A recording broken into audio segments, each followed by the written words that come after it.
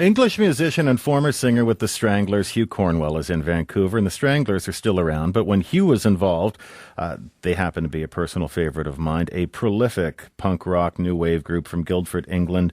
Cornwell has been touring and making his own music since 1990. We are very lucky, by the way, that Hugh Cornwell is in Vancouver.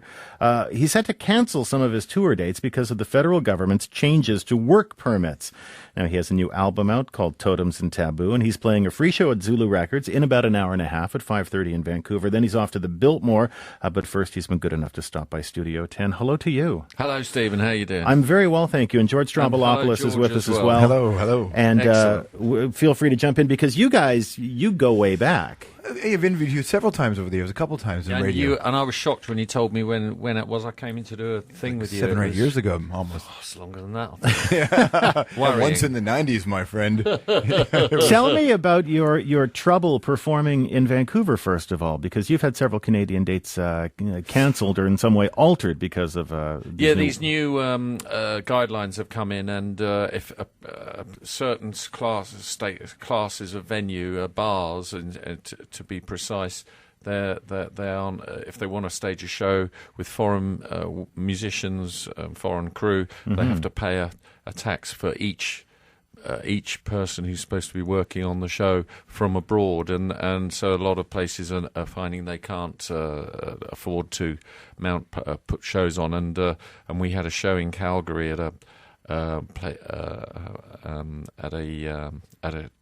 place, and it had to be pulled because they couldn't afford to stage the show, and it was the straw that broke the camel's back. So we ended up having to cancel Edmonton and Winnipeg too, as also the Thanksgiving weekend as well. So this does appear to be one of the unintended consequences of a new law that's meant to force or encourage employers to hire Canadians rather than temporary foreign workers. Do you feel like when you're here playing in Canada, you're taking away jobs from Canadians? Well, I can see how they can class musicians as like nurses or office workers in an accountant's office, because people have just got qualifications and they can.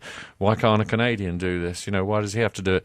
So I can see that, but it's I don't know if it sort of applies to what we do, because it makes no sense at all. I mean, I would love a Canadian franchise of what I do going out, so I don't have to come and they can just do it for me and pay me some royalties. That'd be great. I believe they call that a Hugh Cornwell tribute band. I'd love that.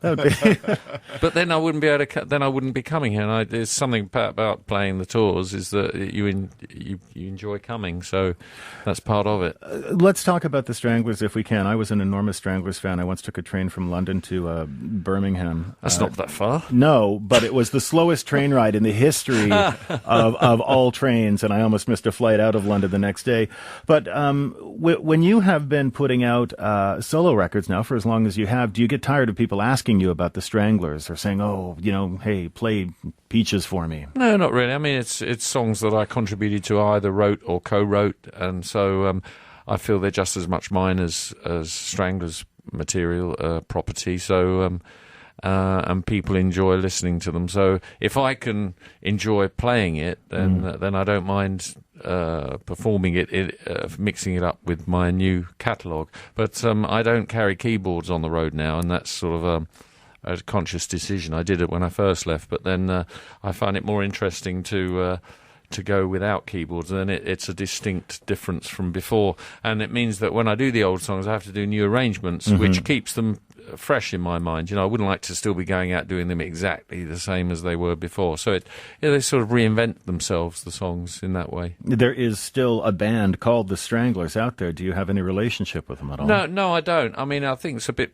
mad that they're still calling themselves the Stranglers, because there's actually only 2 of the originals in the band now out of 4. So they're 50% original, and I'm 33.33% original, because I'm a trio and I'm one. And so, I mean, I might as well go out and call myself the Stranglers now, but I don't particularly want to. I've seen you play with the Stranglers in Canada as well, and I remember a gig in Ottawa very distinctly, because the PA stacks were threatening to come down with people dancing, and they were starting to shake, and the roadies got very worried and pushed everybody off the dance floor. You guys rocked really hard in those days. Is this is rock and roll, do you think, and I, of course, have aged as well along with you, is rock and roll a young man's game? Is it still something that you can do night after night? Well, I can still do it, but I can't party as much as I used to. That extra drink has to stay in the bottle, and I have to think, well, I need to get some hours sleep now. So as long as you can do that, and it's down to your health, I mean, I try and stay healthy and eat healthy, and so it's down to that. And if you manage to do all that and you're still doing it, then you're very lucky. Tell me about the new record, because it has got a sound. A lot of people compared this to Lou Reed. Is that a good thing? Do you like that? Yeah, I'm a big fan of Lou, so that's quite I take that as a compliment. Yeah. One of the songs we're going to play is called "God's Guns and Gays." Sounds to me like you've pretty much grown tired of political talking points and just politics in general. Is that a fair assessment? Yeah, I mean, it's that song in particular is an observation of my thoughts on American society, and it's not in any way derogatory to gays. It's actually trying to say that the three big things I can see that occupy American society and culture is religion, and the fact that they can carry arms, because it so affects the whole life in America, and also the freedom of speech. But God's Guns and Freedom of Speech wasn't a title that sort of worked for me.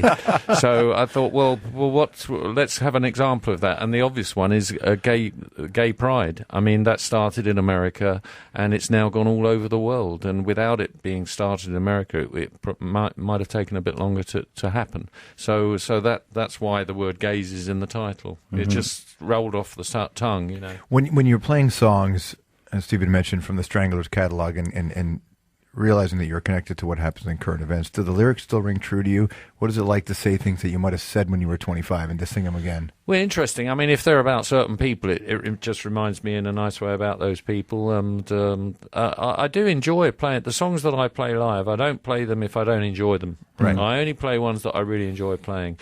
And in a funny way, a lot of them are still relevant. I mean, singing "No More Heroes." I mean, it's quite interesting these days. All the time we have pillars of our society going away, and then we're confronted with what do we hold up and value. It's to do with this whole thing, state of mind with totem and taboo. I'm thinking about that. So, I mean, "No More Heroes" is another way of saying it, really. I want to get to the song. Hugh Cornwell, such a pleasure. Thank you so much for being here. Thank you for inviting me.